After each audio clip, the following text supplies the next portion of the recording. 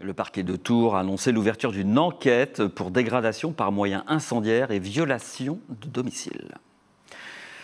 Après les dégradations et destructions, il faut reconstruire 4 jours après le pillage et l'incendie déclaré dans la nuit de jeudi à vendredi dans le supermarché de Tours-Nord.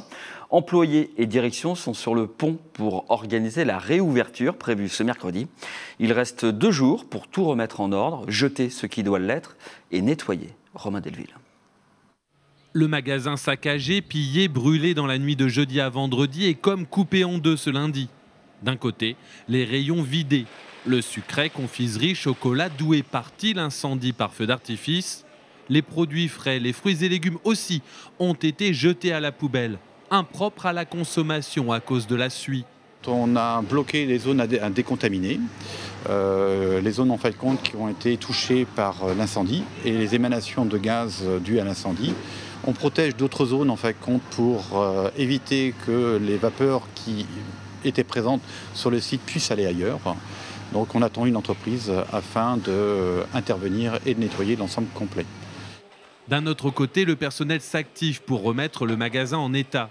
Ça passe par le nettoyage et la mise en gondole des produits. C'est le rayon alcool qui a été le plus pillé. Certains employés ne cachent pas leur colère. Là, je suis en train de remplir les rayons qui ont été saccagés par les petits bandits, comme on dit.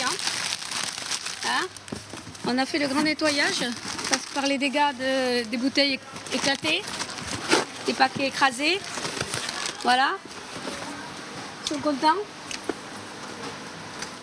L'huissier est passé pour constater les dégâts. La centrale est en lien avec les assurances. Mais sur place, les gérants ont le sentiment d'avoir été abandonnés à leur sort, sans soutien pendant et après les événements. Pas de soutien de police, il a fallu faire un peu par nous-mêmes en fin de compte.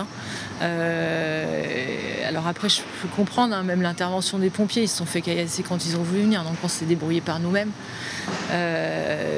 Mais c'est ce que je disais quand on a eu les politiciens qui sont venus le vendredi, enfin nos élus. Mais je dis ne serait-ce qu'une alerte. On a des alertes commerce quand il y a des cambriolages ou quand il y a des faits qui se passent au niveau de la ville.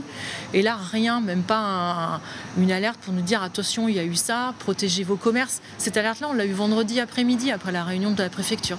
Vendredi après-midi, on a reçu une alerte. Protégez vos commerces. 24 heures trop tard, quoi, on va dire. Quoi qu'il en soit, le magasin rouvrira ses portes mercredi à 8h30. Certains membres du personnel expriment déjà leur impatience de voir revenir leurs clients.